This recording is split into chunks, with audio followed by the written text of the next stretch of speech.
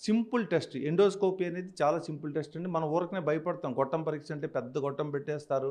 ఏదో అయిపోద్దని అనుకుంటాం కానీ చాలా సింపుల్ అండి. టెక్నికల్‌గా చేస్తే 10 సెకండ్స్ అంతే.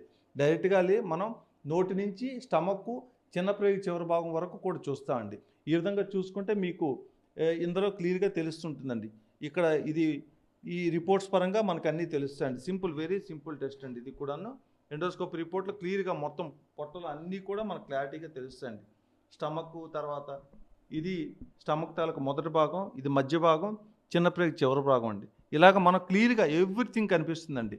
దాన్నే మనం తీసుకోగానే సమస్యని ఖచ్చితంగా నిర్ధారణ చేసుకోవచ్చు. స్కానింగ్‌లు వీటన్నింటికన్నా కూడా ఎండోస్కోపీ అనేది చాలా వెరీ సింపుల్ టెస్ట్. అంటే మనకి హార్ట్ అటాక్ వస్తే ఈసీజీ ఎంత సులభమైన టెస్టో, అలాగే గ్యాస్ట్రిక్ ఉండే వాళ్ళందరికీ కూడా ఎండోస్కోపీ అనేది చాలా సులభమైన టెస్ట్.